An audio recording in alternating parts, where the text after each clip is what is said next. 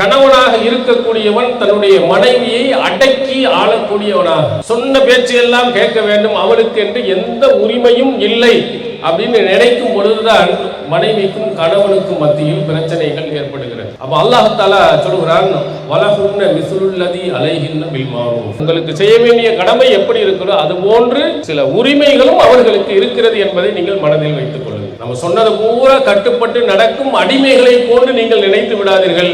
இதை ஆண்களாக இருக்கக்கூடியவர்கள் மனதில் ஆழமாக பதிய வைத்துக் கொள்ளுங்கள். எங்க கணவனின் மூலமாக சண்டை ஏற்படுகிறதோ அவர்கள் விளங்கிக் கொள்ளணும், நாம் திருமணத்தின் மூலம் தன் மனைவியுடன் சந்தோஷமான மகிழ்ச்சியான வாழ்க்கையை நாம் ஏற்படுத்த வேண்டும், அல்லாஹ்வின் கட்டளை. இரண்டாவது, பெண்களுக்கும் சில உரிமைகள் இருக்கிறது என்பதையும் ஆண்களாக இருக்கக்கூடியவர்கள் மனதில் நீங்கள் வைத்துக் கொள்ளுங்கள். நபி ஸல்லல்லாஹு அலைஹி வஸல்லம் அவர்கள் ஹஜ்ஜத்துல் விதா இறுதி பேருரையில் உறவுகளை பற்றி சொல்லும் பொழுது, வத்தகுல்லாஹ ஃபின் நிஸா, பெண்கள் விஷயத்தில் அல்லாஹ்வை அஞ்சிக் கொள்ளுங்கள். ஆண்களை பார்த்து நபிகளார் சொல்கிறார், பெண்கள் விஷயத்தில் அல்லாஹ்வை நீங்கள் அஞ்சிக் கொள்ளுங்கள். அடுத்து நபிகளார் சொல்கிறார்கள், ஃபஇன்னக்கும் அஹத்துமுஹுன்ன பி அமானில்லாஹ், அல்லாஹ்வுடைய அமானிதத்தை கொண்டு அவர்களை கரம் பிடித்துக் கொண்டீர்கள். வஸ்தஹல்தும் ஃபுரூஜஹுன்ன பி கலிமத்தில்லாஹ், அல்லாஹ்வுடைய வார்த்தையை கொண்டு நீங்கள் உறவை ஹலாலாக்கி கொண்டீர்கள். எவ்வளவு ரொம்ப முக்கியமான வார்த்தை என்று பாருங்கள். அந்த பெண்ணை நீங்கள் கரம் பிடித்தது அல்லாஹ்வுடைய அமானிதத்தை கொண்டு, நீங்கள் உறவை ஹலாலாக்கியது அல்லாஹ்வின் வார்த்தையை கொண்டு. எல்லாத்திலையும் சுத்தி அல்லாஹ் நிற்கிறான். நீ திருமணம் முடித்தது, உறவு கொண்டது, அனைத்துக்குமே அல்லாஹ் சாட்சியா இருக்கிறான். இந்த பெண்கள் அல்லாஹ்வுடைய அமானிதம். பெண்கள் விஷயத்திலே அல்லாஹ்வை நீ அஞ்சிக்கொள், சின்ன தப்பு வந்தாலும் அல்லாஹ் நன்கு பிடிச்சிருவான். எல்லாம் அல்ல அல்லாஹ்வின் நல்லடியார்களே, எல்லாம் அல்ல அல்லாஹ்வின் பேரருளால் இஸ்லாமிய மார்க்கத்தை அதன் தூய்மையான வடிவில் அறிந்து கொள்வதற்காக இங்கே நாம் அமர்ந்திருக்கிறோம். இந்த நேரத்தில் இஸ்லாம் கூறும் இனிய குடும்பம், ஒரு இஸ்லாமிய குடும்பத்தை சார்ந்தவர்கள், இஸ்லாத்தை ஏற்றிருப்பவர்கள் மகிழ்ச்சியாகவும் சந்தோஷமாகவும் இருப்பதற்கு இஸ்லாமிய மார்க்கம் காட்டும் வழிமுறைகள் என்ன என்பதை பற்றி தான் நாம் தெரிந்து கொள்ள இருக்கிறோம். எதன் அடிப்படையில் நாம் நடந்தால் அந்த குடும்பம் இனிமையான குடும்பமாக, மகிழ்ச்சியான குடும்பமாக இந்த உலகத்தில் வாழ முடியும். ஒரு குடும்பம் என்று சொன்னால் கணவன், மனைவி, பிள்ளைகள், தாய், தந்தை, இவர்களெல்லாம் மிக முக்கியமான உறுப்பினர்கள் ஆவார்கள். ஒரு குடும்பத்தில் மிக முக்கியமானவர்களாக கணவன் மனைவியையும் பிள்ளைகளையும் தாய் தந்தையையும் நாம் குறிப்பிடலாம். இந்த குடும்பத்திலேயே மிகவும் முக்கியமாக கணவன் மனைவி, இந்த இருவர்களும் மகிழ்ச்சியாக எப்பொழுது இருக்கிறார்களோ அப்பொழுதுதான் மற்ற அனைவர்களும் மகிழ்ச்சியாகவும் சந்தோஷமாகவும் இருக்க முடியும். சஹீஹ் முஸ்லிமில் இடம்பெறும் ஒரு செய்தி இதை நமக்கு உணர்த்துகிறது. இப்லீஸ் தன்னுடைய சகாக்களை மக்களிடத்தில் குழப்பங்களை ஏற்படுத்துவதற்காக அனுப்பிவிடுவான்.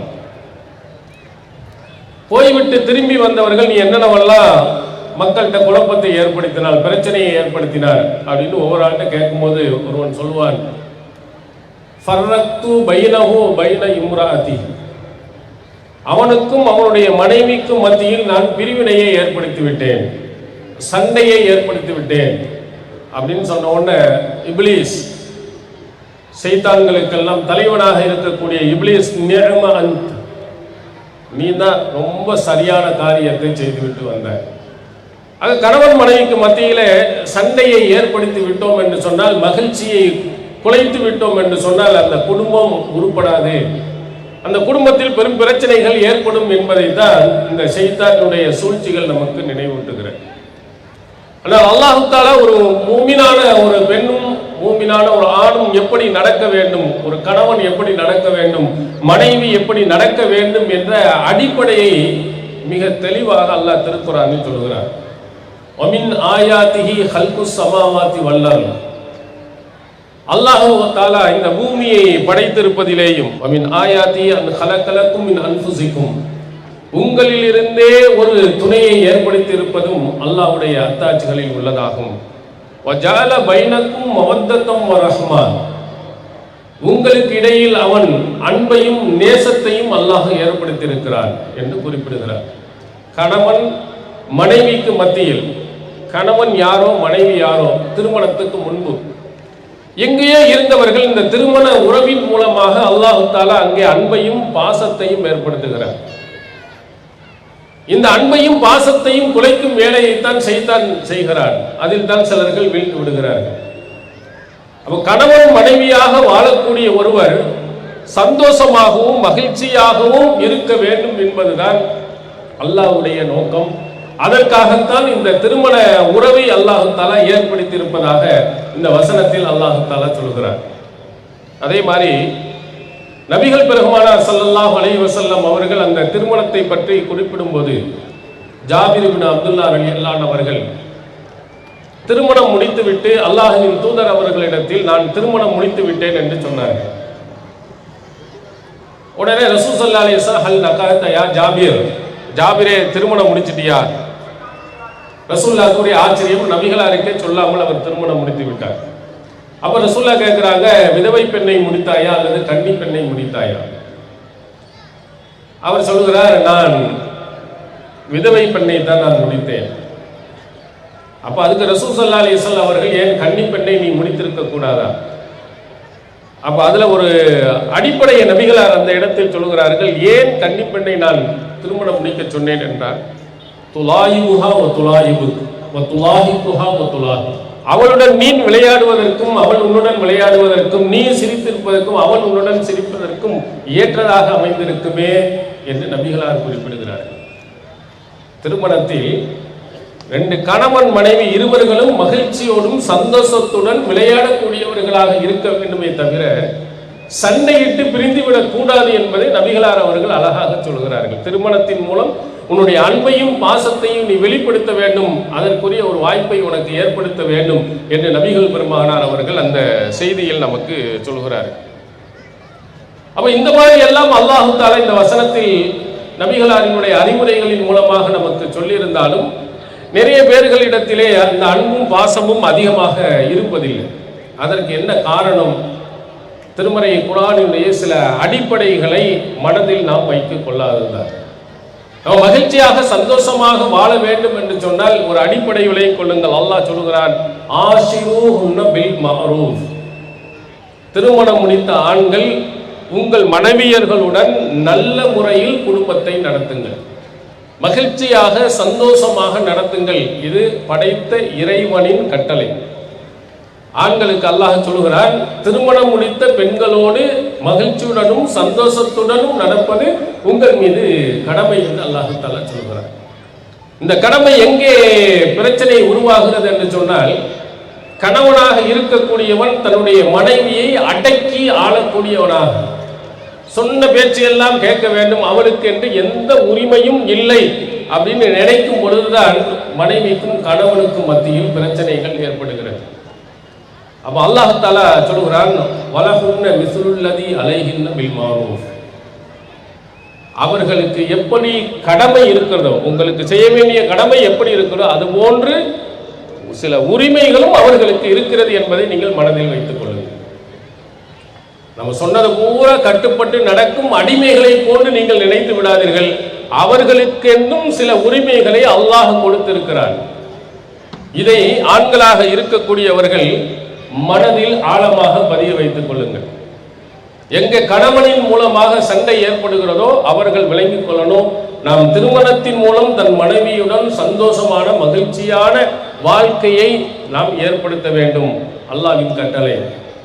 இரண்டாவது, பெண்களுக்கும் சில உரிமைகள் இருக்கிறது என்பதையும் ஆண்களாக இருக்கக்கூடியவர்கள் மனதில் நீங்கள் வைத்துக் கொள்ளுங்கள். சஹீஹ் முஸ்லிமில் இன்னொரு முக்கியமான ஒரு செய்தியை நபி ஸல்லல்லாஹு அலைஹி வஸல்லம் அவர்கள் ஹஜ்ஜத்துல் விதா இறுதி பேருரையில் ரொம்ப முக்கியமாக நமக்கு சொல்லி இருக்கிறார். ஆண்களுக்கு ரொம்ப அடிப்படையான பல விஷயங்களை அந்த இடத்திலே நபிகளார் அவர்கள் சொன்னார்கள். அதுல திரும்ப உறவுகளை பற்றி சொல்லும் பொழுது, வத்தகுல்லாஹ ஃபின் நிஸா, பெண்கள் விஷயத்தில் அல்லாஹுவை அஞ்சிக் கொள்ளுங்கள். இது குறிப்பிட்டது ஆண்களை பார்த்து நபிகளார் சொல்கிறார். பெண்கள் விஷயத்தில் அல்லாஹுவை நீங்கள் அஞ்சிக் கொள்ளுங்கள்.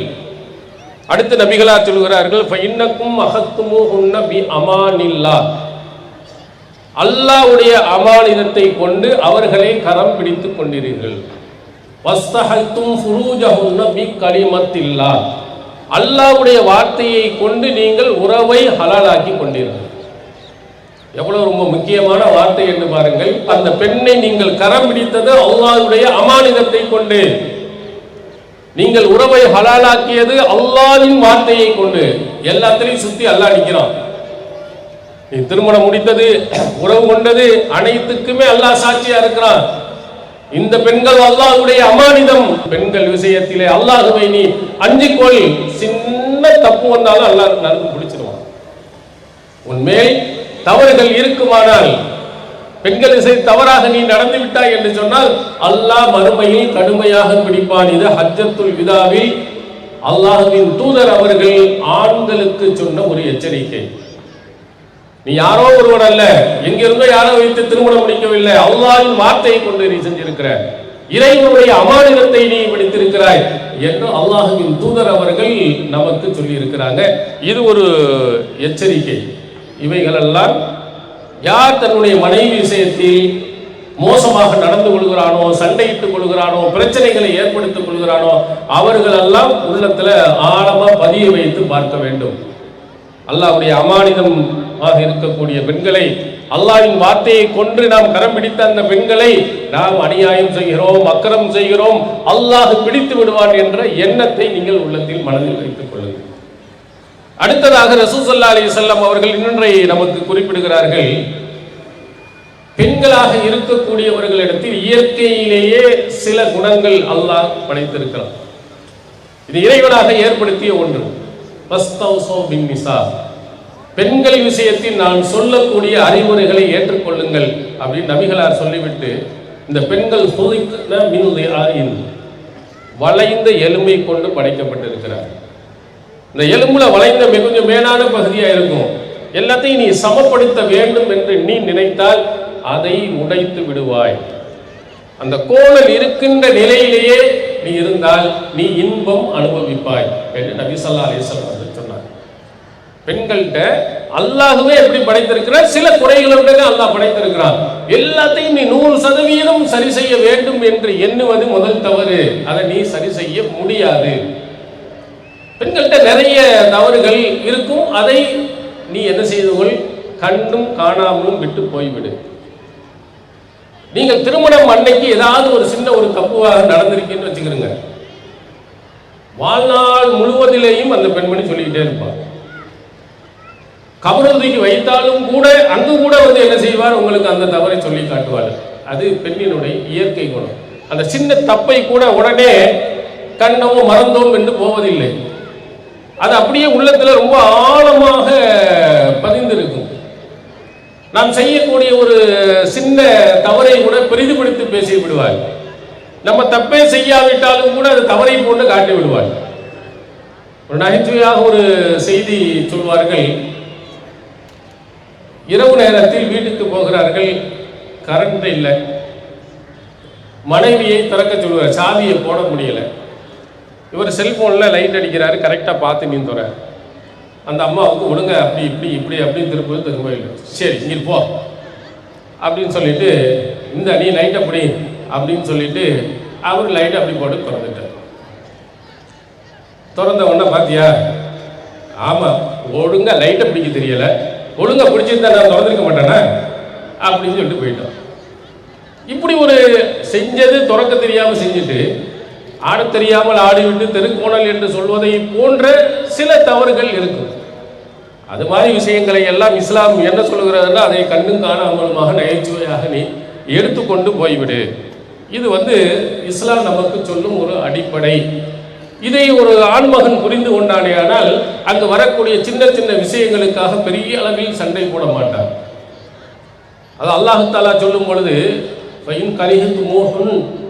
அந்த பெண்களிடத்தில் ஏதாவது ஒரு தவறை நீங்கள் பார்த்தீர்களே ஆனால் விட்டுங்க. அல்லாஹ் என்ன செய்வான் என்றால், நீங்கள் எதை வெறுக்கிறீர்களோ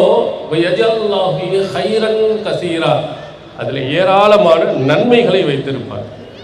எவ்வளவு அழகான அறிவுரைன்னு பாருங்க. நீங்க பெண்களை வெறுக்காதீங்க. அப்படி வெறுக்கக்கூடிய ஒரு காரியத்தை ஒரு பெண் செய்து விட்டாள் என்று சொன்னால் அல்லாஹ் அதை கூட உனக்கு நிறைய நன்மைகளை வைத்திருப்பான். விட்டுட்டு போ. நம்ம அதுலதான் பிடிவாதமாக நின்று நான் பெரியவளா நீ பெரியவளா என்ற சண்டையில் போட்டுக்கொண்டு பிரிந்து போய் விடுகிறோம். அல்லாஹ் சொல்லுகிறான், ஒரு பெண்ணிடத்தில் ஒரு தவறு இருக்கும் என்று சொன்னால் அந்த தவறை பெரிதுபடுத்தாதே, அதன் மூலம் அல்லாஹ் நிறைய நன்மைகளை தருவார். இது நம்ம மனதில் ஆழமா பதிய வச்சிருந்தோம்னா சண்டை வருமா? ஒரு மனைவி செய்யக்கூடிய ஒரு சின்ன தவறுக்காக வீடை ரெண்டா ஆக்கி விடுவோமா? அப்ப அதுல கூட அல்லாஹ் ஏதோ ஒரு நன்மையை வச்சிருக்காங்க, சரி போ அப்படின்னு சொல்லிட்டு நம்ம விட்டு போயிடுவோம். நபி ஸல்லல்லாஹு அலைஹி வஸல்லம் அவர்கள் இன்னும் சொன்னார்கள், ஒரு மூமினான ஒரு மூமினான பெண்மணியை வெறுக்க வேண்டாம். ஒரு குணத்தை நீ வெறுத்தாய் என்று சொன்னால் இன்னொரு குணத்தை நீ புரிந்து கொள்வாய். எல்லாமே கெட்டதா இருக்காது. உன் மனைவிட்டு இருக்கக்கூடிய ஒரு சில இது தவறுகளா இருக்கலாம், ஆனா நீ பொருந்தக்கூடிய நீ மகிழக்கூடிய எத்தனையோ நல்ல குணங்கள் இருக்கு, அதை பார்த்து பொருந்திக் கொள்ளுங்க நபிகளார் அவர்களும் நமக்கு சொல்லி இருக்கிறார்.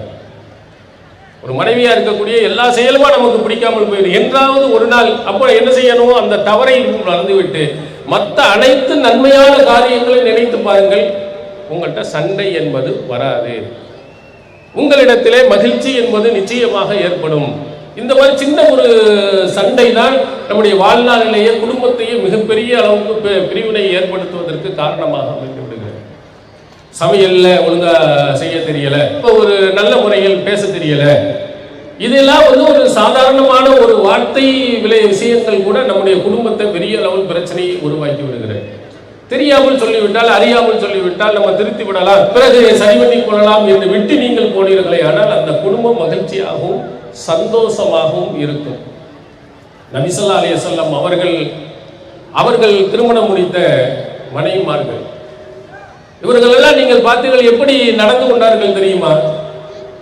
அவங்கள்ட்ட எந்த தப்பே வரவில்லை என்று அர்த்தமா? நிறைய பிரச்சனைகள் இருந்தது, நபிகளால் பொறுத்து போனார்கள். நிறைய நபித்தோழர்கள் நபி தோழியர்கள் அவருடைய இதை எடுத்து பார்த்தீர்கள், எவ்வளவு பிரச்சனைகள் இருந்தது. ஆனால் பிந்திய காலத்தில் அவர்கள் சொன்ன வார்த்தையை நீங்கள் கவனியுங்கள். அது மாதிரி ஒரு கணவனை பற்றி மனைவி சொன்னால், மனைவியை பற்றி கணவன் சொன்னால் அவர்கள் மிக மகிழ்ச்சியான சந்தோஷமான இறை திருப்தியை பெற்றவர்களாக கருதப்படுவார்கள். அபூ ஸலமா ரலியல்லாஹு அன்ஹு அவர்கள் இறந்த போது நபி ஸல்லல்லாஹு அலைஹி வஸல்லம் அவர்கள் அங்க சொல்லுகிறார்கள், யாராவது உங்களுக்கு துன்பம் ஏற்பட்டது என்று சொன்னால் ஒரு துஆவை சொல்லுங்க, இன்னா லில்லாஹி வ இன்னா இலைஹி ராஜிஊன், அல்லாஹும்ம அஜுர்னி ஃபீ முஸீபத்தி வஹ்லுஃப் லீ கைரம் மின்ஹா அப்படின்னு ஒரு துஆவை கேளுங்க. நமக்கு இன்னா லில்லாஹி வ இன்னா இலைஹி ராஜிஊன் தெரியும். அடுத்ததுல ரசூலுல்லாஹ் என்ன சொல்றாங்க? இறைவா எனக்கு ஏற்பட்ட முசீபத்துக்கு நன்மை கொடு, அல்லாஹும்ம அஜுர்னி ஃபீ முஸீபத்தி, எனக்கு எவ்வளவு கவலை கஷ்டத்தை கொடுத்துட்டேன், அதுக்கு பதிலாக நன்மையை கொடுத்துரு, அதுக்கு நல்லது எனக்கு ஏதாவது செஞ்சிரு அப்படின்னு அல்லாஹ்ட்ட கேளுங்க. வஹ்லுஃப் லீ கைரம் மின்ஹா, அதை விட ஒரு சிறந்ததை கொடு, எவ்வளவு கஷ்டத்தை கொடு, இதை விட ஒரு நல்லதை கொடுத்துரு. இப்படி யாராவது கேட்டால் அல்லாஹ் அவர்களுக்கு சிறந்ததை தராமல் இருப்பதில்லை. எவ்வளவு கஷ்டப்படுறோம், நமக்கு ஒரு பிள்ளை இறந்து விட்டார் என்றால் நீங்க கேட்டீங்கன்னா இதை விட ஒரு சிறந்த பிள்ளையை அல்லாஹ் தஆலா கொடுப்பார். அபூ ஸலமா இறந்து விட்டார், அவருடைய மனைவி உம்மு ஸலமா ரலியல்லாஹு அன்ஹா அவர்கள் இந்த நபிகளாரினுடைய இந்த துஆவை பார்த்துட்டு அதனுடைய பொருளை பார்த்து விட்டு ஒரு வார்த்தை கேட்டார்கள். அந்த வார்த்தை தான் ஒரு மனைவி தன் கணவனை பற்றி எப்படி எண்ணி இருக்கிறார் என்பதற்கு அழகான சான்று. அது மாதிரி நமக்கு இருக்கான்னு பாருங்க. ஐயுல் முஸ்லிமீன கைரும் மின் அபி ஸலமா, அபூ ஸலமாவை விட முஸ்லிம்களில் யார் சிறந்தவர் இருக்கிறார்? எனக்கு எப்படி கிடைக்கும் வேற கணவன்? இப்படி மனைவி உங்களை பற்றி சொல்வானா? நீங்கள் இறந்ததற்கு பிறகு என் கணவனை விட ஒரு சிறந்தவன் யாரு இல்லை அப்படின்னு சொல்ற அளவுக்கு நீங்கள் நடந்திருக்கிறீர்களா? சனிய தொலைஞ்சு போச்சு, அல்லாஹ் நம்மளை காப்பாத்தினா அப்படிங்கிற மாதிரி தான் நிறைய பெண்களுடைய நிலை இருக்கிறது. வெளியே சொல்லாவிட்டாலும் மனசுக்குள்ள நினைத்துக் கொள்வர்கள் உண்டு. எப்படி அவங்க மனசில் நினைக்க வேண்டும், என்னுடைய கணவனை விட இந்த ஊரில் இந்த உலகத்தில் சிறந்தவர்கள் யாரும் இல்லை அப்படின்னு எண்ணத்தை ஏற்படுத்தும் விதமாக அபூ ஸலமா ரலியல்லாஹு அன்ஹு நடந்ததின் காரணத்தினால் தான் உம்மு ஸலமா ரலியல்லாஹு அன்ஹா அப்படி சொல்கிறார்கள். ஒரு கணவன் மனைவி இடத்தில் இப்படி நடக்கணும், அப்படி இருக்கிறீங்களான்னு பாருங்க. ரசூலுல்லாஹ் சொன்னாங்க, அன கைருக்கும் கைருக்கும் லி அஹ்லிஹி அன கைருக்கும் லி அஹ்லி, உங்களில் சிறந்தவர் தன்னுடைய குடும்பத்தினர் மனைவிடத்தில் சிறந்தவர் ஆவார். நான் என்னுடைய மனைவிடத்தில் சிறந்தவராக இருக்கிறேன் சொன்னாங்க. நீங்க அந்த மாதிரி உங்க மனைவிட்ட கேட்டு பாருங்க, நான் நல்ல முறையில் நடக்கிறேன், நான் என்னத்த நடந்திய அப்படின்னு சொல்லிட்டாருங்கன்னா அவ்வளவுதான். அல்ஹம்துலில்லாஹ், மாஷா அல்லாஹ். இது பணமோ செல்வமோ பெரிய கொட்டி கொடுப்பதில் அல்ல. பணத்தை கொடுத்தாலும் சரி, கொடுக்காவிட்டாலும் சரி, நீங்கள் கொடுக்கும் அந்த அன்பும் பாசமும் அரவணைப்பும் அந்த மனைவியிடத்தில் இப்படிப்பட்ட ஒரு வார்த்தையை சொல்ல வைத்து விட்டால் நீங்கள் சிறந்த ஒரு கணவன். மனைவியை பற்றி கணவன் எப்படி நினைத்திருக்க வேண்டும்?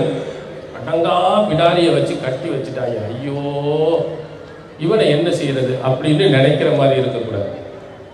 ரசூல் ஸல்லல்லாஹு அலைஹி வஸல்லம் அவர்கள் ஹதீஜா நாயகி அவர்கள் திருமணம் முடித்தார்கள். வயது 15 வருடங்கள் வித்தியாசம். ரசூலுல்லாஹ்வை விட 15 வயது மூப்பு ஹதீஜா நாயகி அவர்கள். ஆனால் நபிகளாரினுடைய உள்ளத்தில் எவ்வளவு பெரிய ஒரு பாதிப்பை ஏற்படுத்தினார்கள் தெரியுமா? அவங்களுடைய மனைவியினுடைய அந்தஸ்துல மகிழ்ச்சியை எப்படி கொடுத்திருந்தார்கள் பாருங்க. சஹீஹுல் புகாரியில் இடம்பெறுகிற ஆயிஷா நாயகி அவர்கள் வயதில் சிறியவர்கள், மிக அழகானவர்கள். ஆனால் அவர்கள் பொறாமைப்படுகிறார்கள் ஹதீஜா நாயகியை பற்றி சொல்லும் போது. ஒரு நாள் ஹதீஜா நாயகியுடைய சகோதரி ஹாலா உள்ளே வருவதற்கு அனுமதி கேட்கிறார். அந்த சத்தத்தை கேட்டுட்டு ரசூல் ஸல்லல்லாஹு அலைஹி வஸல்லம் ஹதீஜா வந்தாங்களோன்னு ஆச்சரியப்பட்டு விடுகிறார்கள், அதிர்ச்சி அடைகிறார்கள். அப்போ ஆயிஷா நாயகி சொல்லுகிறார்கள், மா ததுகுரு மின் அஜூசி மின் அஜாயிஷ் குறைஷ் வழியிலேயே வயதான கிழவியாக இருக்கக்கூடிய ஒரு கிழவியை நீங்கள் நினைத்துக் கொண்டிருக்கிறீர்கள்.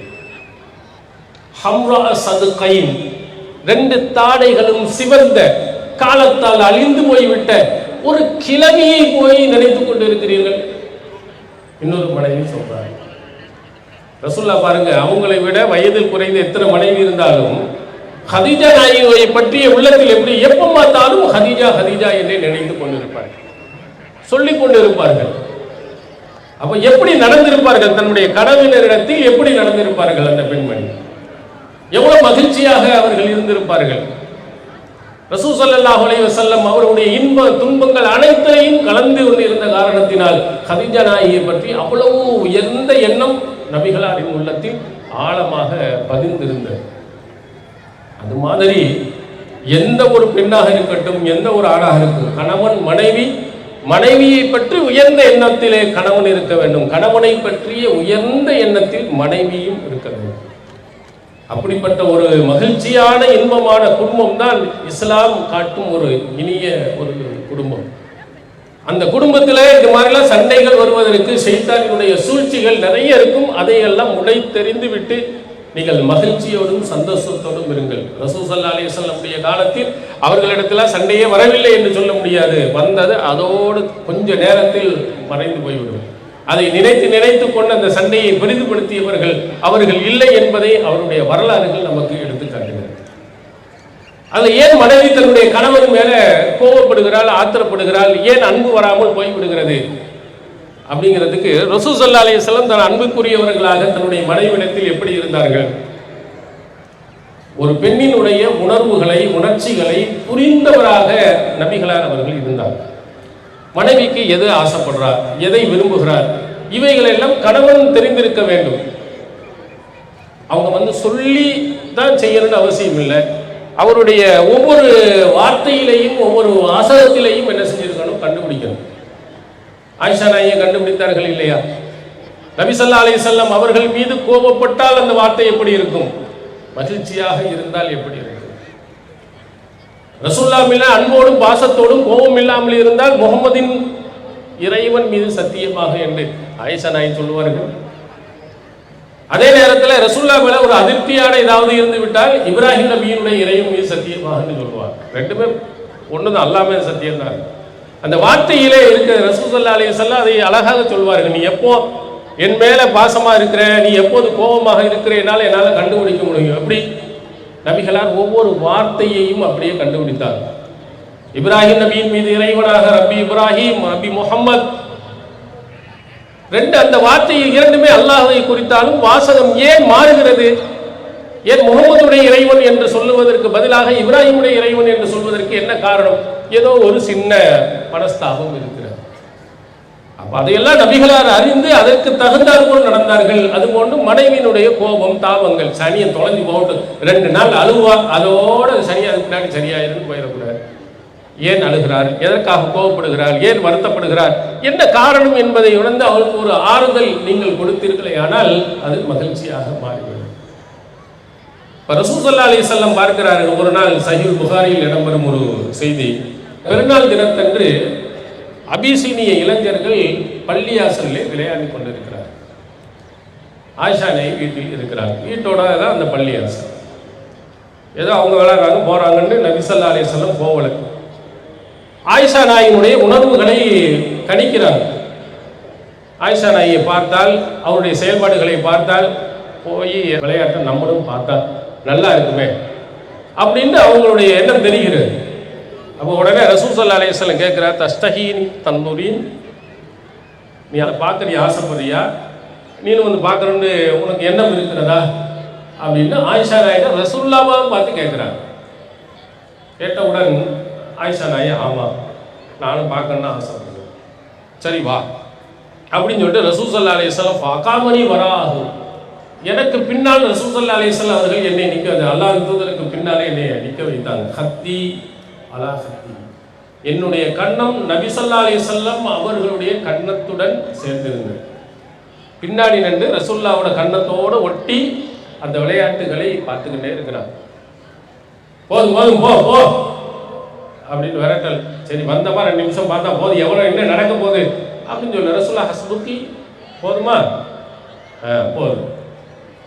ரசூல் ஸல்லல்லாஹு அலைஹி வஸல்லம் ஆயிஷா நாயிட்ட என்ன செய்கிறார்கள், அவங்களுடைய விருப்பத்தை கேட்கிறார்கள். அவங்க போதும் என்று சொன்னதற்கு பிறகுதான் நபி ஸல்லல்லாஹு அலைஹி வஸல்லம் போகிறார்கள். ரசூலுல்லாஹ்வுக்கு அந்த விளையாட்டை பார்க்கணும்னு ஆசை இல்லை, தன்னுடைய மனைவி ஆசைப்படுகிறார். சரி அவளுக்காக வேண்டி கொஞ்ச நேரம் நின்று அந்த விளையாட்டை காட்டுவோம் என்று காட்டுகிறார். இப்படி உங்கள் மனைவியுடன் நீங்கள் நடந்தால் உங்கள் மனைவிக்கு கோபம் வருமா அல்லது பாசம் வருமா? சார் நமக்கு என்ன கேட்டாலும் வாங்கி தருவார், எதை சொன்னாலும் செய்து தருவார் அப்படிங்கிற ஒரு எண்ணத்தை இது போன்ற நிகழ்வுகள் ஏற்படும். நபி ஸல்லல்லாஹு அலைஹி வஸல்லம் அவர்கள் அப்படி இருந்ததின் காரணத்தினால் அவங்க மனைவியிடத்திலே சிறந்த ஒரு மனைவியாக இருந்திருக்கிறார். அதே மாதிரி புகாரியில் இன்னொரு செய்தி இடம்பெறுகிறது. ரசூல் ஸல்லல்லாஹு அலைஹி வஸல்லம் அவருடைய மனைவியான ஆயிஷா நாயகி அவர்களுக்கு கானலி சவாஹ், எனக்கு சில தோழிகள் இருந்திருக்கிறாங்க. அந்த தோழிகள் எல்லாம் ரசூலுல்லாஹ் வெளியே போனவங்கன்னா வந்து எல்லாம் விளையாண்டுக்கிட்டு போனாங்க, எல்லாம் ஒரே விளையாட்டு. ரசூல் ஸல்லல்லாஹு அலைஹி வஸல்லம் அவர்கள் உள்ளே நுழைந்தார்கள் என்று சொன்னால் என்னுடைய தோழிகள் எல்லாம் திரைக்கு அப்பால் போய் ஒளிஞ்சிக்கிடுவாங்க. அல்லாஹ்வின் தூதர் வந்துட்டாங்க, என்னமோ திட்ட போறாங்களா அடிக்க போறாங்களா. உடனே ஆயிஷா நாயகி அவர்கள் எதுவும் நடக்க போகிறதா என்று எண்ணிக்கொண்டிருக்கிற நேரத்தில் ரசூல் ஸல்லல்லாஹு அலைஹி வஸல்லம் அந்த திரைக்கு பின்னால் இருக்கும் தோழிகளை அழைத்து என் பக்கம் அனுப்பி வைப்பார்கள், நான் அவர்களுடன் சேர்ந்து விளையாடுவேன். எப்படி பாருங்க, உனக்கு வேலையே இல்லையா, ஒரு வாயை திறந்தா மணிக்கணக்காக உட்காந்து பேசிக்கிட்டே தான் இருக்கணுமா அவங்களோட? அப்படி சில ஆளுக்கு போனை எடுத்தாங்கன்னா அக்கா தங்கச்சின்னு யாரையாவது பேசிக்கிட்டே இருப்பாங்க. அந்த பேச்சுக்கள் ரொம்ப ஓவரா போகும்போது நம்ம என்ன செய்யணும், திட்ட ஆரம்பிக்கிறோம். யாராவது வீட்டிலேருந்து வந்தாங்கன்னா நம்மளை விட்டு விட்டு அந்த பெண்களோடையே பேசிக்கொண்டு இருந்தார்கள்னா நமக்கு எரிச்சல் ஏற்படுகிறது. ஆனால் நபிகளார் பாருங்கள், அவங்களுக்கு ஒரு தோழி இருக்கிறாங்க, விளையாடுறாங்க, ஆசைப்படுறாங்க. அதே மாதிரி நம்முடைய மனைவிக்கு சில தோழி இருக்கிறாங்க, சொந்த பந்தங்கள் இருக்கிறாங்க, கொஞ்சம் நேரம் பேசிட்டு இருக்கிறோம். நம்ம வேற வேலைகளை நாம் பார்த்து கொண்டு இருப்போம். அவங்க சந்தோஷமா பேசி முடிச்சுட்டு வரட்டும். ஒரு டீயை ஒரு 5 நிமிஷம் கழித்து நாம் குடித்து விட்டால் என்ன, சாப்பாடு ஒரு 10 நிமிடம் கழித்து நாம் சாப்பிட்டு விட்டால் என்ன அப்படின்னு நம்ம என்ன செய்யறது நினைக்கிறது இல்லை. ஐயோ ஓடி ஓடி அவனுக்கு தான் திட்டிடுவாரு அப்படின்னு பதறி அடித்துக்கொண்டு கணவன் பக்கம் ஓடி வரக்கூடிய பெண்களை பார்க்கிறோம். நபிகளார் அந்த அன்பை எப்படி ஏற்படுத்தி இருக்கிறார்கள் பாருங்க. அவர்களுக்கும் ஒரு உணர்வு உண்டு, அவர்களுக்கும் பெண்களுக்கும் ஒரு ஆசை உண்டு. அவங்களுடைய ஆசைப்படி ஏதாவது கேட்டாங்கன்னா உங்க வெளியே போயிட்டு வரணும், அங்கே பார்த்துட்டு வரணும், ஒரு கடைக்கு போயிட்டு வரணும். வீட்டிலேயே அடைந்து கொண்டு இருக்கிறோம்னா வேலை இல்லை, வேற அங்கே என்ன கிழிக்கலாம். நம்ம ஊர் ஊரா சுத்திட்டு எங்கெல்லாம் நாம் சுத்திட்டு வருவோம், தினமும் போய் கொண்டு வருவோம். மனைவி ஒரு இடத்தில் போய்விட்டு வருவோம் என்று சொன்னால் நாம் கோவப்பட்டால் எரித்து விழுந்தோம் என்றால் மனைவியுடைய உள்ளத்தில் என்ன நிலை பதிவாகும்? நம்ம கேட்டே பிரயோஜனம் கிடையாது. அதனால்தான் அதிகமான பெண்கள் தங்களுடைய காரியத்தை எப்படி சாதிப்பார்கள் தெரியுமா? தான் பிள்ளைய வச்சுதான் சாதிப்பாங்க. பிள்ளைகிட்ட சொல்லி இனிக்க. ஆனால் பிள்ளை மேலே பாசம் உள்ள தந்தை என்ன செய்வார்னா கண்டிப்பாக சரி தருவார். அது பிள்ளையினுடைய கோரிக்கை அல்ல, அது மனைவியினுடைய கோரிக்கை. அதை வேறு விதத்தில் கொண்டு வந்து அதை சாதிக்கும் பெண்களை பார்க்கிறோம். ஏன் நேரடியாக சொன்னாலே கேட்பார்கள் என்ற நிலையை ஏற்படுத்தினால் எப்படி ஒரு சிறந்த கணவனாக அந்த மனைவிக்கு முன்னால் தெரிவார்கள் என்பதை நீங்கள் தெரிஞ்சுக்கிறீர்கள். அதே மாதிரி ஒரு அன்பை ஏற்படுத்தும் இன்னொரு காரியம் நபிகளாரின் மீது ஏற்பட்டதுக்கு என்ன காரணம்னா, மனைவிக்கு ஏற்படக்கூடிய இன்பம் துன்பங்கள் எல்லாத்திலையும் நபிகளார் கலந்துருக்கிறார். வீட்டில் வேலை பார்க்கக்கூடிய நேரத்தில் ஒரே ஒரு பெண்ணாக இருந்து வேலை செய்கிறார்கள், கஷ்டப்படுகிறார்கள் என்றால் நபி ஸல்லல்லாஹு அலைஹி வஸல்லம் கான யகூனு ஃபீ மிஹ்னதி, அந்த மனைவியினுடைய வேலையில் ஒத்தாசை செய்பவர்களாக உதவி செய்பவராக நபிகளார் அவர்கள் இருந்தார்.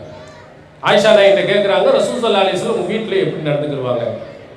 காலுக்கு மேலே காலிட்டு அல்லாஹ்வின் தூதர் அவர்கள் கையமுக்கு காலமுக்கு தலையமுக்கு தலையை செய்வர் இப்படின்னு சொல்லி கொண்டு இருப்பார்களா? என்ன செய்வார்கள் என்று கேட்கும்போது தன்னுடைய மனைவிக்கு ஏதாவது வேலைகள் செய்ய உதவி செய்ய முடியுமானால் அதை செய்வார்கள். முஸ்னத் அஹ்மத் என்ற ஹதீஸ் நூலில் வருகிறது, யஹூதி ஸௌபஹு வ யஹ்ஸிபு நஅலஹு, கிழிந்த ஆடைகளை தைத்துக் கொள்வார்கள், செருப்பை தைச்சுக்கிடுவாங்க. ஒரு ஆண்மகன் வீட்டில் என்ன வேலைகள் எல்லாம் செய்ய முடியுமோ அத்தனை வேலைகளையும் அவர்கள் செய்து கொள்வார்கள். இதை நீங்கள் செய்து காட்டுங்கள், உங்கள் மேல அன்பு வருதா இல்லையா இருப்பாங்க. மனைவிக்கு காய்ச்சலா இருக்கு, உடம்பு முடியாம இருக்கு, வீட்டில் சமைக்கணும், ரொம்ப கஷ்டப்படுகிறார் என்று சொன்னால் பாத்திரங்களை கழுவி கொடுங்க, பாத்திரங்களை கழுவி கொடுங்கள், ஆடைகளை துவைத்து கொடுங்கள். அவள் கேட்காமலேயே அவள் செய்யக்கூடிய வேலைகளை உங்களால் செய்ய முடிந்ததையெல்லாம் செய்து முடிங்கள். உள்ளத்தில் எப்படி இருக்கும்? நம்ம கஷ்டப்பட்டோம்னா அவர் துடி துடிச்சிடுறாரு, நமக்கு உட முடியவில்லை என்று சொன்னால் நமக்கு ஒத்தாசையாக அவர் இருக்கிறார் என்ற ஒரு அன்பு பாசம் கண்டிப்பா வருமா வராது? நம்ம அவருக்கு முடியாமல் இருந்தாலும் அதை செய்ய இதை செய்ய அப்படி பண்ணி இப்படி பண்ணி என்று வேலைக்கு மேல் வேலை கூடுதலாக நாம் கொடுத்தோம் என்று சொன்னால் நம்ம மேல அன்பு வருமா வெறுப்பு வருமா? நாம் அதை யோசிப்பதில்லை. நமக்கு வேலை நடக்கணும், என் வேலை சரியாக வேண்டும் என்ற அடிப்படையில் தன்னுடைய மனைவிகளை கொடுமைப்படுத்தக்கூடியவர்கள் நிறைய பேர்கள். நபிகளார் அந்த மனைவி கஷ்டப்படுகின்ற நேரத்தில் சிரமப்படுகின்ற நேரத்தில் அது சாதாரண இருக்கிற நேரத்தில் கூட அவர்கள் உதவி செய்வார்கள். காய்கறி வெட்டி கொடுக்கலாம், அவங்களுக்கு செய்ய முடிந்த வேலைகள் ஆண்களால் என்ன செய்ய முடியுமோ அதை செய்யலாம். இதையெல்லாம் செய்வது தன்னுடைய மனைவி தன் மீது அன்பு செலுத்துவதற்கு காரணமாக அமையும். இதை நபி ஸல்லல்லாஹு அலைஹி வஸல்லம் அவர்களுடைய மனைவிமார்களிடத்தில் அல்லாஹ்வின் தூதர் அவர்கள் செய்திருக்கிறாங்க. இதையும் நீங்க கவனத்தில் வைக்கணும். அடுத்ததாக கணவன் மனைவிக்கு மத்தியில் அன்பு போய்விடுவதற்கு முக்கியமான காரணங்கள் பொருளாதாரத்தை ஒழுங்கா கொடுப்பதில்லை. கஃபாபில் மரி இஸ்மன் ஐயப்போது, ஒருவர் கெட்டவன் என்பதற்கு போதுமான சான்று என்னவென்றால் தன் யார் பொறுப்பில் இருக்கிறார்களோ அவர்களை வீணடிப்பது, ஒழுங்கா பொருளாதாரம் எதுவும் கொடுக்காம நாசம் பண்ணுவது. நமக்கு கீழே மனைவி இருக்கிறான்னா அவருக்குடைய சரியான பொருளாதாரங்களை நம்ம கொடுக்கணும். எத்தனை இடங்கள்ல கணவன் குடிகாரனா இருக்கிறான், வேலைக்கு போவாதவன் இருக்கான், சோம்பேறியா இருக்கிறான். அதன் காரணத்தினால் கணவன் மனைவிக்கு மத்தியில் சண்டை வந்து மனைவி வேலைக்கு செல்லக்கூடியவளாக ஆகிவிடுகிறார். அவரும் பக்கத்து வீட்டில் ஏற்ற வீட்டில் பாத்திரங்கள் தேய்த்து கொடுப்பது, துணிகளை துவைத்து கொடுப்பது, வேறு முடிந்த வேலைகளை செய்யக்கூடியவளாக மனைவி போனதற்கு காரணம் இவன் ஒரு முக்கியமான காரணம். இவன் தன்னுடைய பொருளாதாரத்தை கஷ்டப்பட்டு சிரமப்பட்டு வெளியிலிருந்து சம்பாதித்து தன்னுடைய மனைவியை நம்ம முடிந்த அளவுக்கு மகிழ்ச்சியாக சந்தோஷமாக வைத்துக் கொள்ள வேண்டும். அதான் ரசூல் ஸல்லல்லாஹு அலைஹி வஸல்லம் சொல்கிறார்கள், ஒரு மனைவிக்கு நீ செய்ய வேண்டிய கடமை துதுய்முஹா இதா தஇம்த வ தக்ஸூஹா இதா தஸைத, நீ சாப்பிடும் பொழுது அவளுக்கும் சாப்பாடு கொடுக்கணும், நீ உடை அணிகின்ற பொழுது அவளுக்கும் உடையை நீ அணிய வேண்டும் என்று ரசூல் ஸல்லல்லாஹு அலைஹி வஸல்லம் சொன்னாங்க. வஜ்ஜத்து விதாவில் சொல்லும் போது பெண்ணுக்கு நீ செய்ய வேண்டிய கடமை ரிஸ்குஹுன்ன வ கிஸ்வத்துஹுன்ன பில் மாரூஃப், நல்ல முறையில் உணவு கொடுப்பதும் ஆடைகள் வாங்கி கொடுப்பதும் உன் மீது கடமை. நீ மட்டும் கடைகளில் போய் நல்ல பெரிய பெரிய கடைகளில் துணிகளை நிறைய நீ வாங்கி கொண்டு மனைவிக்கு ஒன்றும் வாங்கி கொடுக்காமல் இருந்து விடாது. நீ ஒரு நாளைக்கு ஒரு சட்டை வாங்கினீங்கன்னா உனக்கு என்ன வேணும், வா உனக்கு ஒரு சேலையை வாங்கி தரேன், உனக்கு ஒரு சுடிதாரை வாங்கி தரேன், ஒரு ஷாலை வாங்கி தரேன், ஒரு புர்காவை நான் வாங்கி தரேன். இப்படி நீங்கள் வாங்குகின்ற நேரமெல்லாம் அந்த மனைவியை மறக்காமல் அவர்களுக்கு ஆடைகளை வாங்கி கொடுப்பவர்களாக இருந்தால் ரொம்ப மகிழ்ச்சி. அவளே வேணாம், எதுக்குங்க இப்பதான் உணவு நிறைய இருக்கே என்று சொல்லக்கூடியவளா ஆயிடுவார். இல்லை என்றால் மனசுல பூரா இவ்வளவு வாங்குறா, நமக்குன்னு ஒரு இதை தருவது இல்லை. எங்கெங்கேயோ போய் மந்தியை சாப்பிட்றான், கந்தியை சாப்பிட்றான், எல்லா இலவையும் சாப்பிட்டுட்டு வந்துடுறான், நமக்கென்று ஒன்றையும் வாங்கி வருவதில்லை.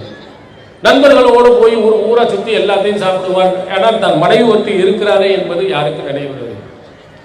நீங்கள் ஒரு போறீங்க, வெளியூருக்கு நீங்கள் போறீங்க, ஃப்ரெண்டுகளோட போறீங்க, உங்கள் ஊர்லேயே சாப்பிட போறீங்க, நல்ல உணவு இருக்கு, எல்லாரும் சேர்ந்து சாப்பிட்றீங்க. தன் மனைவிக்கும் ஒரு பார்சல் வாங்கி போய் கொடுப்போம் அப்படின்னு யாருக்கா நினைவு வருதா? நல்லா நீங்கள் சாப்பிட்டு சூப்பராக இருக்குது, டேஸ்டாக இருக்குது, மனைவி இது ஆசைப்படுவா, அவளுக்கு ஒரு பார்சல் பண்ணியா அப்படின்னு சொல்லிட்டு ஒன்று கொண்டு போய் நீங்கள் கொடுத்து பார்த்தீங்கன்னா சந்தோஷப்பட மாட்டாங்களா? மகிழ்ச்சி அடைய மாட்டாங்களா? ஆனால் நாம் என்ன செய்கிறோம், யாராவது ஃப்ரெண்டு கூப்பிட்டோன்னா உடனே பறந்து போய் என்ன வேணாலும் போய் சாப்பிட்டுட்டு வந்து விடுகிறோமே தவிர தன்னுடைய மனைவி ஒருவள் இருக்கிறார் என்பதை யாருமே என்ன செய்யுது, எண்ணி பார்ப்பதில்லை. இதன் காரணத்தினால் அவர்களுக்கு மத்தியில் அன்பு பாசம் என்ன செய்கிறது, குறைகிறது என்பதின் காரணத்தினால் நபி ஸல்லல்லாஹு அலைஹி வஸல்லம் அவர்கள் அது அவங்களுக்கு இது மாதிரி நீங்கள் நடந்து கொள்ளுங்கள் என்பதை நமக்கு நினைவூட்டி இருக்கிறார். அதே மாதிரி ரசூல் ஸல்லல்லாஹு அலைஹி வஸல்லம் அவர்கள் இன்னொன்றையும் சொன்னார்கள்.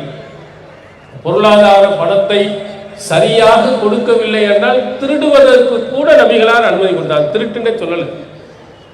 அபூ சுஃபியான் ரலியல்லாஹு அன்ஹு அவர்கள் ரஜுலுன் ஷஹீத், ரொம்ப கஞ்சனாக இருந்திருக்கிறார், எனக்கு போதுமான பணத்தை எனக்கும் என் பிள்ளைக்கு கொடுப்பதில்லை என்று நபிகளாரிடத்தில் ஹிந்த் அவர்கள் முறையிடுகிறார்கள். அவர் ரசூல் ஸல்லல்லாஹு அலைஹி வஸல்லம் சொன்ன வாசகம் தெரியுமா? குதி மா யக்ஃபீகி வ வலதிகி பில் மாரூஃப், உனக்கும் உன் பிள்ளைக்கும் போதுமான அளவு நீ எடுத்துக்கொள், அது குற்றம் இல்லை என்று சொன்னார்.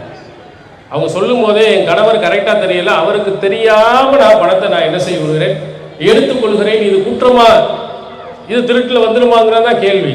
அப்போ ரசூல் ஸல்லல்லாஹு அலைஹி வஸல்லம் அவர்கள் ஒழுங்கா உனக்கு தரேன்னா போதுமான அளவு நீ என்ன செய்யலாம், தெரியாமலே கணவனிடத்திலிருந்து பணத்தை எடுத்துக்கொள்ளலாம் அப்படின்னு தான் சொல்றாரு. இது நிறைய வீடுகளில் பாக்கெட்டில் இருந்த பணம் காணாமல் போயிருக்கு. காரணம் என்ன? நம்ம ஒழுங்கா கொடுக்கறது இல்லை. அவனுக்கு போதுமான பணத்தை நீங்கள் கொடுத்தீர்களே, ஆனால் ஏன் திருட்டு நடக்கிறது? அது ரசூல் ஸல்லல்லாஹு அலைஹி வஸல்லம் அவர்கள் சொல்லும் போது அவங்களுக்கு போதுமான அளவு இதை கொடுங்க அப்படின்னு சொல்லி இருக்கிறாங்க. அதே நேரத்தில் பெண்களுக்கும் சொன்னார்கள், ரொம்ப ஓவரா புளிந்து கணவனை எடுக்கக்கூடாதுன்னு சொன்னார். அவனுடைய சக்திக்கு எவ்வளவு இருக்கோ அந்த அளவுக்கு கேளுங்க. வீட்டில் ஏசி வேணும், ஃப்ரிட்ஜ் வேணும், வசதி இருந்தால் வாங்கி. அவருடைய வருமானத்துக்கு முடியாது என்று சொன்னால் கண்டிப்பாக நீங்கள் என்ன செய்யாதீர்கள், வரம்பு மீறி கேட்காதீர்கள். ரசூல் ஸல்லல்லாஹு அலைஹி வஸல்லம் தன்னுடைய மனைவியுடன் இருந்தார்கள். 3 நாட்கள் பசியும் பட்டினியுமா இருந்தாங்க. அவங்க 3 வேளையும் சாப்பிட்டு மனைவி கொடுக்காம இல்லை, அவங்க குடும்பமே சாப்பிடாமல் இருந்தார்கள். அதையும் மனைவிமார்கள் பொறுத்துக்கொள்ள தான் இருந்தார். இப்போ இதை நீங்கள் மனதில் கவனத்தில் நீங்கள் கொள்ளுங்கள். பெண்களாக இருப்பவர் கொள்ளுங்கள். தன்னுடைய கணவனின் வருமானம் எவ்வளவோ அதுக்கு தகுந்த மாதிரி, விரலுக்கு ஏற்ற வீக்கம் என்று சொல்வார்கள், அதுபோன்று தன் கணவனுடைய பொருளாதாரம் எவ்வளவு இருக்கு அதுக்கு தகுந்த மாதிரி நீங்கள் நடந்து கொள்ளுங்கள். கணவனின் அன்பையும் நீங்கள் பெறுவீர்கள். கணவனிலிருந்து வரக்கூடிய அந்த பணத்தில் இருந்து நீங்கள் கொஞ்சத்தை மிச்சப்படுத்தி அதன் மூலமாக உங்களுடைய கணவனுடைய மகிழ்ச்சியை சந்தோஷத்தை பெற்றீர்களே, ஆனால் அது இன்பத்தை உங்களுக்கு ஏற்படுத்தும். ரசூல் ஸல்லல்லாஹு அலைஹி வஸல்லம் அவர்கள் பெண்கள், அரபு குலத்து பெண்கள், குறைஷ் குல பெண்கள் ரொம்ப சிறப்புக்குரியவர்கள் அப்படின்னு சொன்னாங்க. அர்ஆஹு அலா ஸௌஜின் ஃபி தாத்தி யதி, அதுக்கு முக்கியமான ஒரு காரணத்தை சொன்னார். கணவனினுடைய பொருளாதாரத்தை பேணி பாதுகாக்கக்கூடியவர்களாக அந்த பெண்கள் இருந்தார். வீண் விரயம் போய் என்ன செய்யறது இல்லை, செலவுக்கு அவசியமான செலவுகள் தவிர்த்து வீணான செலவுகளை அவர்கள் செய்ய மாட்டார்கள். அதனால குறைஷ் குல பெண்கள் சிறந்த பெண்கள். நிசா குறைஷின் ஹைருன் நிசாயின், குறைஷ் குல பெண்களே மிகவும் சிறந்த பெண்களாக இருந்தார்கள். தன்னுடைய கணவனின் பொருளாதாரத்தை பேணி வளர்த்தாங்க. அல்ல வீண் விரயம் அவர்கள் செய்வதில்லை. அதுபோன்று கணவனுடைய பொருளாதாரத்தை சரியாக பேணி அதுக்கு தகுந்தாற்போல் செலவுகளை ஒரு பெண்மணி அமைத்துக் கொள்வாளே, ஆனால் அங்க சண்டை வராது. அவன் சம்பாதிப்பதை விட அதிகமாக கேட்கின்ற பொழுது இருவர்களுக்கு மத்தியில் சண்டை வருது. கணவனுக்கு இவ்வளவுதான் பணம், இவ்வளவுதான் பொருளாதாரம் அப்படின்னு நினைக்கின்ற பொழுது நம்ம என்ன செய்யணும், அதுக்கு தகுந்த மாதிரி நம்ம குறைத்து கொள்ளணும். அடுத்ததாக 2 பேருக்கு மத்தியில் சண்டை. 3ஆவதாக வருபவர் மாமியார். இந்த மாமியாருடைய கொடுமைகள் நிறைய. இதில் கணவனாக இருக்கக்கூடியவன் தாய் என்ற அடிப்படையில் அவள் மேல் பாசம் வைக்கிறார். ஆனால் சில நேரங்களில் வரம்பு மீறி தன்னுடைய தாய் நடந்து கொண்டாலும் அவருக்கு சாதகமாக போய்விடுகிறார்.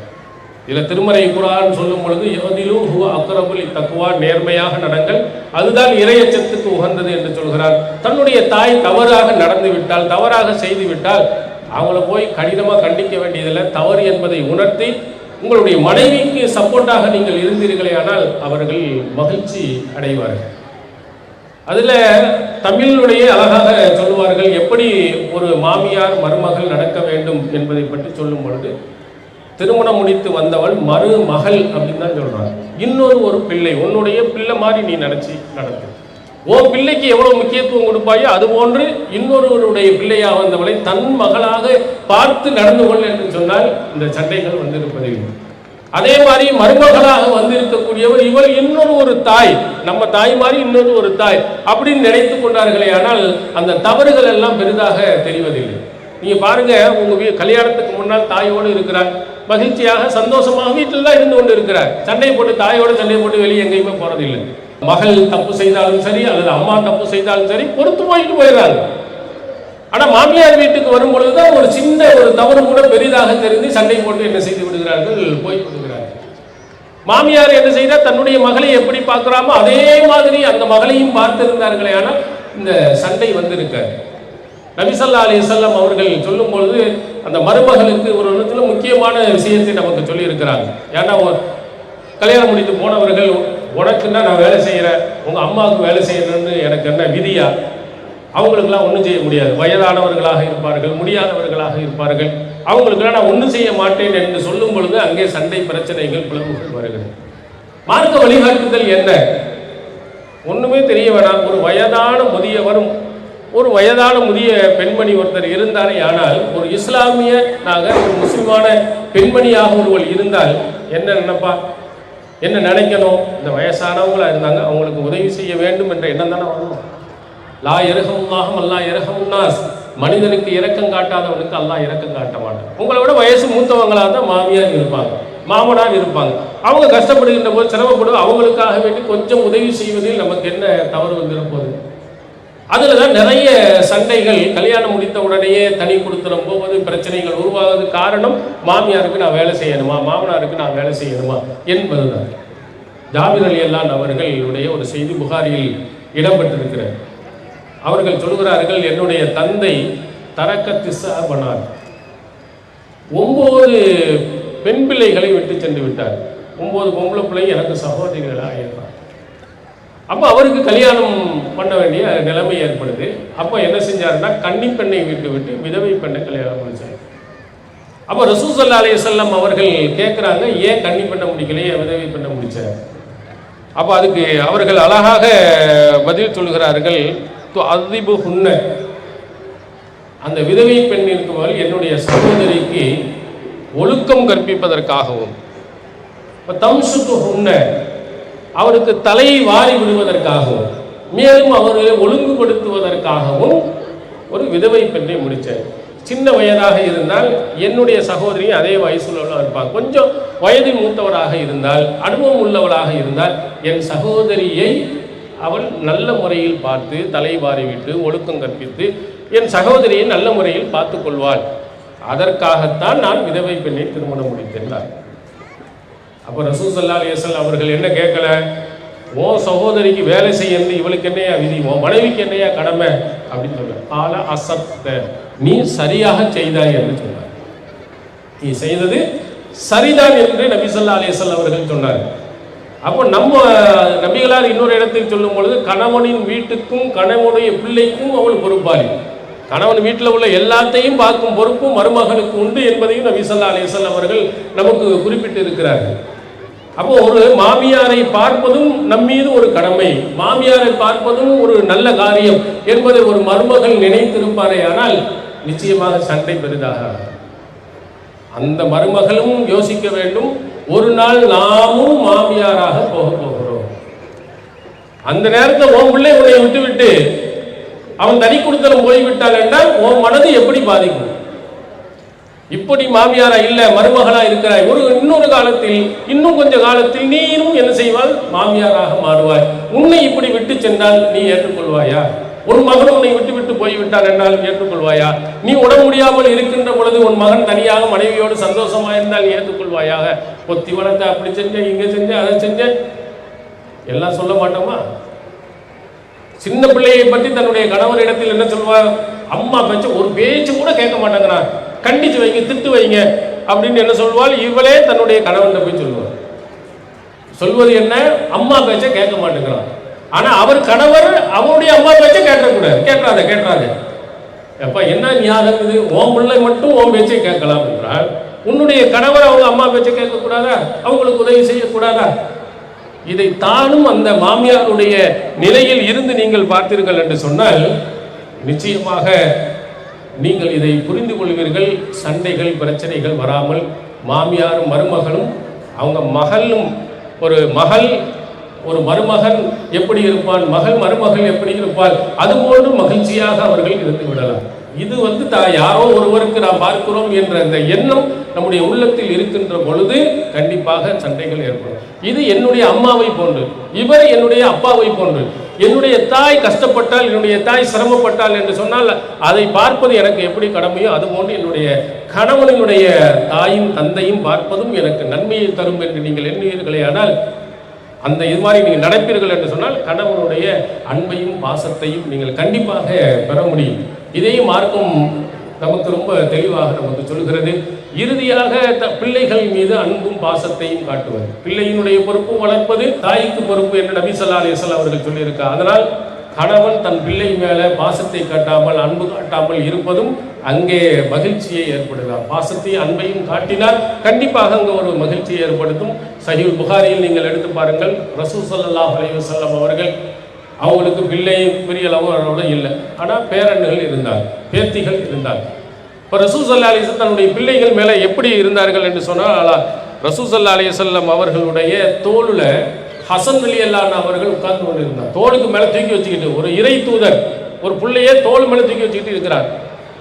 இருந்துகிட்டு சொல்லுகிறார்கள், அல்லாஹ்வை பார்த்து சொல்கிறார், இன்னி உஹிப்புஹு ஃபஅஹிப்பஹு, இறைவா இவனை நான் நேசிக்கிறேன், நீனும் உன்னுடைய நேசத்தை அவன் மீது பொழி அப்படின்னு. சஹீஹ் புகாரி இன்னொருடைய செய்தியிலே ரசூல் ஸல்லல்லாஹு அலைஹி வஸல்லம் அவர்கள் ஃபாத்திமா ரலியல்லாஹு அவருடைய வீட்டினுடைய திண்ணையில் அமர்ந்து கொண்டு அசம்ம லுகவு அந்த பொடிப்பை எங்க இந்த ஹசன் ரலியல்லாஹு அவர்களை கேட்கிறாங்க, எங்க அந்த பொடிப்பையை காண, என் பேரன் எங்க அப்படி ரசூல் ஸல்லல்லாஹு அலைஹி வஸல்லம் கேட்கிறார்கள். உடனே ஹசன் ரலியல்லாஹு ஓடி வரும் பொழுது ஆனகஹு வ கப்பலஹு, ரசூல் ஸல்லல்லாஹு அலைஹி வஸல்லம் அந்த பிள்ளையை கட்டி அணைத்து முத்தமிட்டு மகிழ்ச்சியை வெளிப்படுத்தினார்கள் என்ற செய்தியை பார்க்கிறோம். தன் மனைவி மீதும் அன்பு, தாயின் மீதும் அன்பு, தன்னுடைய பிள்ளைகள் மீதும் அன்பும் பாசத்தோடும் நடக்கின்ற பொழுது அது ஒரு இனிமையான குடும்பமாக அமையும் என்பதை நபி ஸல்லல்லாஹு அலைஹி வஸல்லம் அவர்கள் திருமறை குர்ஆனும் நமக்கு காட்டியிருக்கிறது. அதில் குறிப்பாக ஆண்களாக இருப்பவர்கள் பெண்களை அடிமைகளாக நினைத்து விடாமல் அவர்களுக்கும் உரிமை இருக்கிறது, அவர்களுக்கும் உணர்வுகள் இருக்கிறது, அவர்கள் செய்கின்ற தவறுகளை பொறுத்து மறுமை நாளில் நன்மையை பெறுவோம் என்ற அடிப்படையில் நடந்து இன்பமான குடும்பமாக, இஸ்லாமிய குடும்பமாக எல்லாம் அல்லாஹ் தஆலா புரிவானாக. இஸ்லாம் மற்றும் சமுதாய செய்திகளை அறிந்து கொள்ள தமிழ்நாடு தௌஹீத் ஜமாஅத் யூடியூப் பக்கத்தை உடனடியாக சப்ஸ்கிரைப் செய்து கொள்ளுங்கள். மேலும் பெல் பட்டனையும் கிளிக் செய்து கொள்ளுங்கள்.